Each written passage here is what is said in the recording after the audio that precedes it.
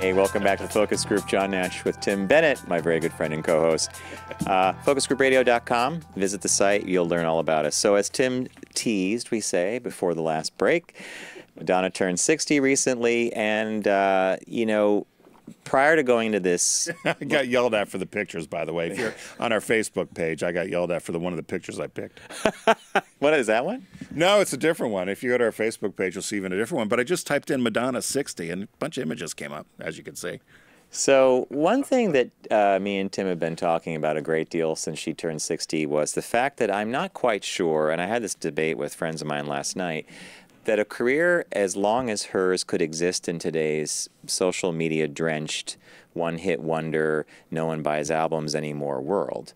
I mean, she managed to put out the hit albums, and yes, there are times when you thought Madonna, like maybe after Like a Prayer, maybe Madonna's not going to do another, but every couple, boom, boom, boom, boom. Could that happen again?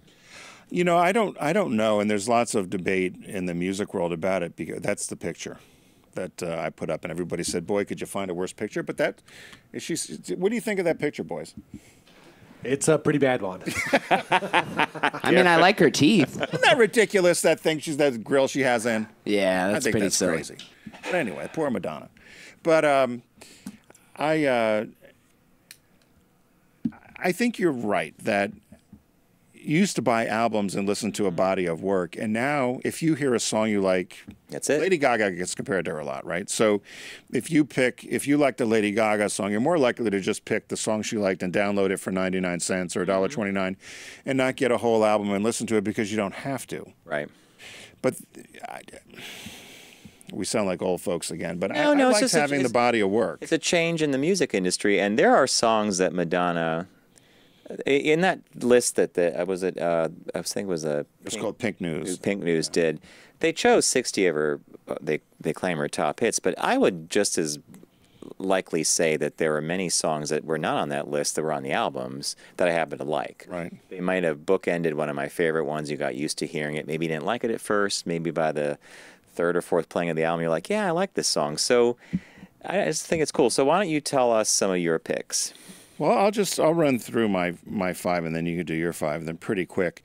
I like this because I liked the way the video was, and I liked the movie, but it was probably not one of her more popular songs, but Hanky Panky. From the Dick Tracy movie, where she starred with Warren Beatty, right. And I think that's where they began having. They were dating for a while. It's a little soft S&M sort of song, kind of poppy, and which I love. Another one I like, and it might just be because I was exposed to it when I lived in Minneapolis. The song "Deeper and Deeper" was off the Erotica album, 1992. I loved the song "Swim" from Ray of Light in 1998. That wasn't on the top 60. No. But I like that song. And then Into the Groove, 1985, off the Like the Virgin album. They actually picked this as their #1 Madonna song of all time, the Pink News. I think it.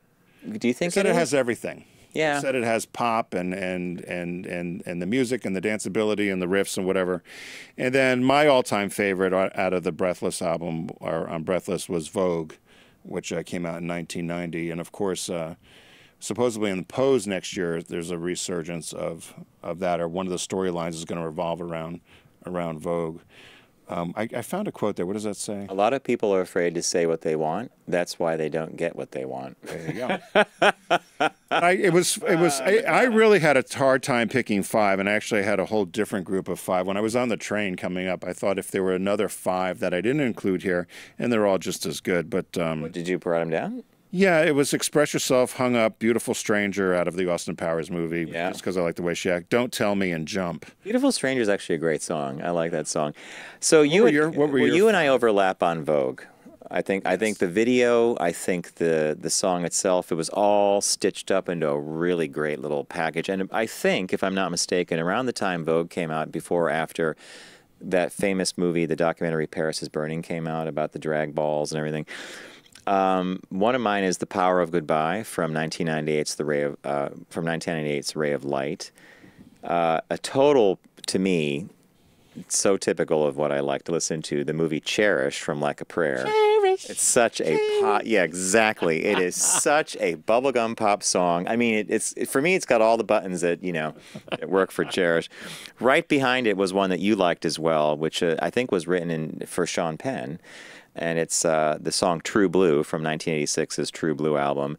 And True Blue is another one of those, poppy, hey. Oh, I laughed when I look at your list. I thought you might have had a good laugh. And I actually loved 4 Minutes from the 2008 album Hard Candy, which was Timbaland as the producer. And of course, she's with Justin Timberlake. Now, this one shocked me. Really? Really? Because that, to me, is so, other than your little crush with Justin Timberlake, if he wasn't in it, would you have liked the song? Because it's a rap song. Yeah, I liked it. I thought she did a good job. And the video is pretty cool, too. This whole folding I don't thing. see you listening to rap.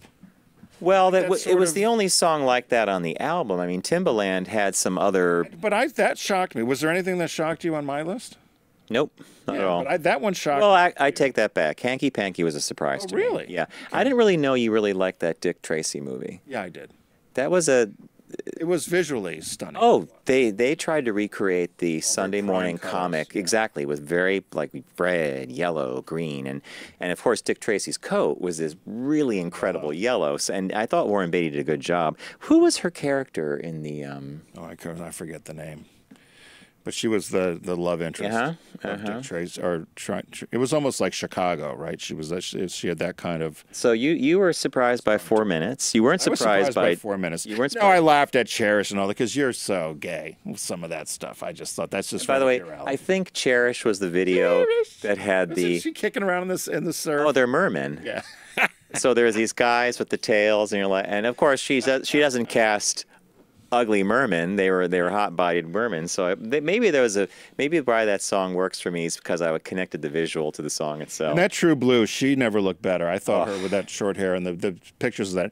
You mentioned Vogue. We'd posted it, but it got taken down on Facebook. But if you go to paulandrews.org, he does a mix, and there's a new mix he put out of Vogue, which is very sophisticated and very elegant. And it's just it's still Vogue, but it has a very updated, sophisticated sound to it. It's fantastic.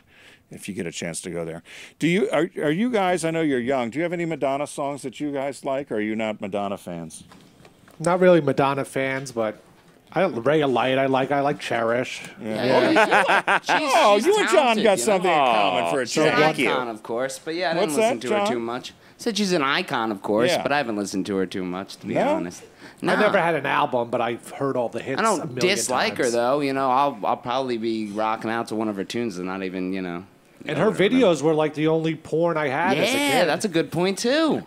Her and like Mariah Carey, perhaps. With those Janet pointy Jackson breasts. maybe too. Yeah. Oh yeah, Janet Jackson. That's a good one. Papa don't preach. Yeah. Now a rock star or a pop star that's far bigger, I think, if I could be, is why did I just space on her name? Kylie Minogue. Bigger than who? Than Madonna, because Madonna was a very U.S.-centric thing. Kylie has worldwide appeal. Really? Yeah, and so it's just one of those funny things where like you'd say to a European, like, yeah, oh, you into Madonna? Like, Madonna, oh yeah, we heard of her, but how about Kylie? Because she was big for a long time. So I've never been to a Madonna concert. I always wanted to go. we were, I felt like the movie Truth or Dare, was it Truth or Dare? Yeah. The black and white behind the scenes. You kind of felt like you were at a Madonna concert because she did you got to see that whole concert over the course of that movie. And that's the one with the Gaultier, the pointed tit bra thing. And That's performance art, isn't it? I mean, it's very much a visual. And one of the things I think she did so well was she knew how to use that video and the stage stuff for her. Definitely, she was a good performance artist. And a great business person. I mean, she had said, I'm not the greatest singer in the world, but she was able to, for somebody that's had the longevity and continue, it sounds trite, but to reinvent herself.